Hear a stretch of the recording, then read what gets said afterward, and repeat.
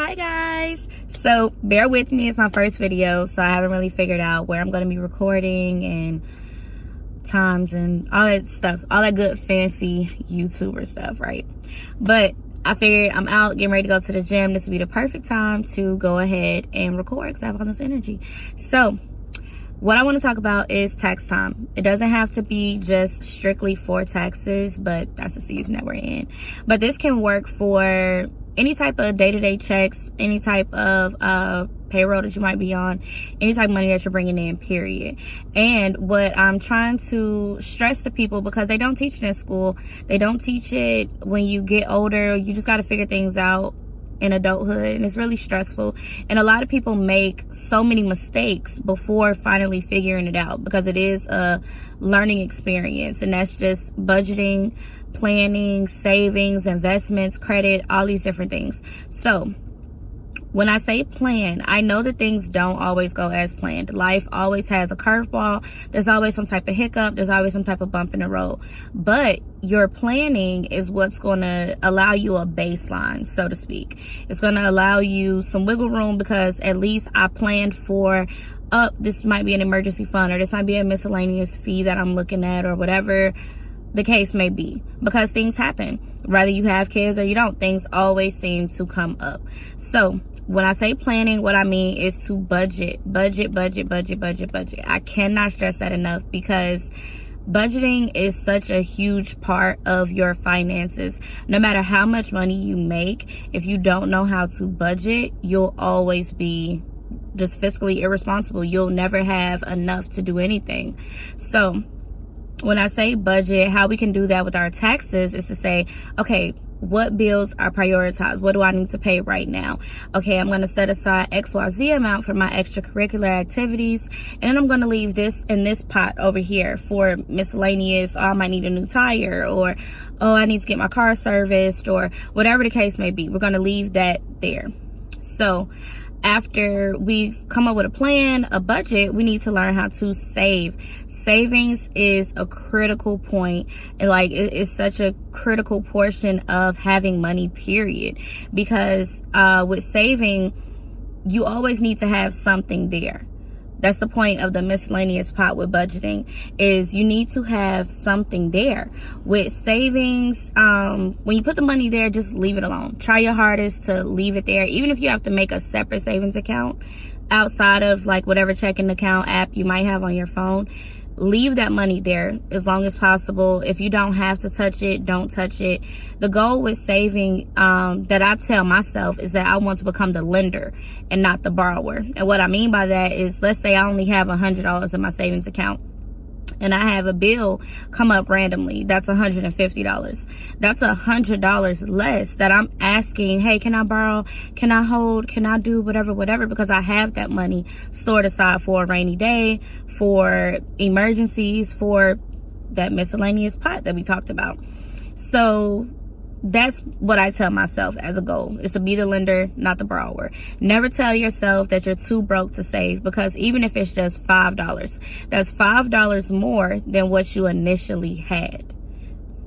Don't sound like a big difference, but you'll see it in the long run. Like I said, it's not a get rich quick scheme. It's not a scam. It's not like a overnight type of situation. It's something that it takes you knowing your bills, you knowing your expenses, you knowing what it is that your ultimate goal is. You know that, okay, if I save this amount, then I'm probably going to take this amount out of my checking, and I'm probably going to use this, I'm probably going to use that. But only you know what your life requires. Only you know how much you're going to use. Only you know. You're in control of all of this. All of this is up to you. So moving on from savings, we have credit. Credit is so important. You can download Credit Karma. It's 100% free. It gives you, I believe, 2 of the credit bureaus, like your scores, your credit report completely. That's very important. Your credit, what I try to remind myself of with credit is to be a number worth looking at. Most companies, if they pull your credit report, and let's say you have fair credit, bad credit, poor credit, whatever, they're not going to really give you a second look. Or if they do, you're going to have higher interest rates, higher whatever. They're going to try to basically make sure that they're getting their money from you, because it's not about how much money you have, more so as it is about your credit score.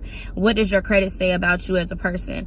Do I trust you to make payments on time? Do you have accounts and collections and that are delinquent and 120 days past due and all of these other things? That's a big deal. So for people who have credit but might not have the best of credit, I definitely recommend trying to pay some of those things off, or at least get in good standing with those companies that you have that debt with, because it shows in your favor when someone goes to pull your credit report, whether it be to get an apartment, to get a house, to get a car, to, I don't know, hell, go to rent a center, anything. It shows in your favor that you're in good standing. And I also advise people, if you know that your debt to income ratio is just outrageous, don't try to put yourself in a hole to correct that. Get with somebody who does credit repair. Get with someone who knows the laws. They know how to eliminate this, take this off, add this. Get with someone like that, because what's going to happen is you'll always be in debt trying to pay off debt, and then spending all that money on the debt that you really can't afford is going to now dip into your current pot. It's going to just eliminate those funds that you had. So any progress that you made, you'll be moving backwards because you're trying to pay a balance that you can't afford in reality. Okay, so moving on from that, don't get caught on that. Been there, done that. I'm telling you, it's not fun. Been there, done that. But for people who may not have credit, I do recommend getting a credit card. Nothing with a high limit, something that you know that you can afford. Also with credit cards, make sure that you have 30% utilization or less, because they look at that type of stuff. Anybody that pulls your credit is going to look at, hey, we couldn't really trust you with $500 or $1,500 or whatever, so what business do you have being in this brand new blah blah blah kind of car? Like, what business do you have in this? How do we know that you're going to pay it and be fiscally responsible? So what I recommend with credit cards is to say, okay, I'm only going to use it on cheap expenses, whether it be gas, or I'm going to get lunch. Not for everybody, lunch for yourself. I'm going to get myself some lunch, or hey, I'm going to run to the store, get some tissues, some whatever. Always try to pay more than what it is that the minimum payment is, because it shows good on your credit. And also what I've noticed with me, I had Capital One, and what I did with them was I would pay half of my balance halfway to my due date mark, and then on my actual due date I would pay the remainder, and that definitely increased my credit score. Yeah, it did. It definitely increased my credit score, and I definitely recommend doing that, because it shows as though you've made 2 payments. It's kept your account current, and it's also shown that you have a good payment history, which people look at. Everybody that pulls your credit look at those things. They want to know that you're reliable, you're responsible, you're fiscally responsible, you're not in a whole bunch of debt, just all types of things like that. And be careful with credit cards, because it's so easy to be like, okay, well, I only got $200 in my checking account, and I got this in my savings account, but I'm not going to touch my savings, so I'm going to use my credit card. But your credit card is not your money. Try your best to not become dependent on money that was never yours to begin with. A credit card can be good, and it also could be hurtful. Don't get caught up in, oh, well, I have this amount on my credit card, we'll just put it on my credit card, we'll just do this, we'll just do that. Because in the long run, it's basically like a test to see, can you be trusted with this type of money? Do you know how to budget this type of money? What are you going to do with this credit limit? Because if you are doing well with your payments, they'll increase your credit limit without even telling you. They'll just increase it, and it'll be like, oh my God, I got 750. Oh my gosh, I got 1,000. Oh my gosh, I got 1,500. But don't get caught up in that, because that's like the quickest way to be in debt. And that's what we're trying to eliminate, is debt. Because once you move that debt away, you'll see an increase in your credit. You'll see so many more doors open up for you, because that's what they look at. They don't look at you as a person, and most of the time they don't even look at your job. You can have any job as long as you've been on it for like a month or longer, 6 months or longer for some companies, but they're not really looking at that. I could work at Walmart my entire life, but if my credit score is whatever amount, like let's say I got a 750 credit score, I could work at Walmart and get whatever it is that I want because of my credit score, because I'm showing that whatever let's say I'm making $10-11 an hour, I'm showing that I know how to budget my money. I'm showing that I know what I'm doing. I'm showing that I'm still current on all of my accounts, and I'm showing that I'm responsible enough to take care of this. Whatever it is that you're trusting me with, I'm showing you that I'm responsible enough to take care of that. And that's an important part of life, period, because why pay a $500 down payment because my credit's messed up when I can pay a $100 down payment or something? Just throwing numbers out there. But anyways, next, investing. What I say to myself is, like I said, I want to be the lender, not the borrower. I want to have residual income. I want to be able to retire at a younger age. I don't want to be all work my entire life. I want to be able to play as well. And investments go as small as, let's say I want to get a home instead of an apartment. An apartment is something that will never be yours. Like, it will never be yours. That's something that you're paying someone just to basically abide there. That's it. There's not like, oh, once your lease is up, you've paid all of this money and all of this stuff, congratulations, you now own this apartment. That's not how it works.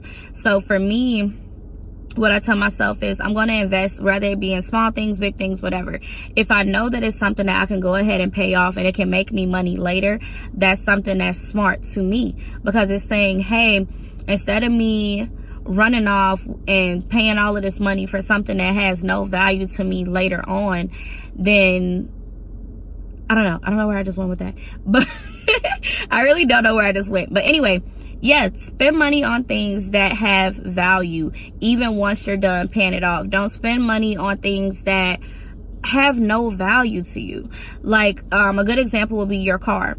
A lot of people, cars are not paid off. Once you get to a point and say, okay, I'm gonna focus on paying my car off, I'm gonna focus on this, I'm gonna focus on that, by the time you get done paying your car off, I'm sure you have a dream car that you want, or I'm sure that you have a home that you want, or maybe you want to buy some land and like save up on that. Maybe you want to do something basically that will provide you residual income. You pay your car off. Now go on Kelley Blue Book, see the value of your car. You could sell your car, get the car that you want. You could trade your car in because it's paid off. You can do so many different things. But the moral of the story is to set yourself up for success. There's no shame in taking your time to do it. There's no shame in, oh, I only have this amount of my savings account. $5 is better than no dollars. $100 that I don't have to borrow from somebody is way better than me having to borrow this and not knowing how I'm going to pay it back or when I'm going to be able to pay it back. Invest in yourself. That's all I have for now. Later, guys.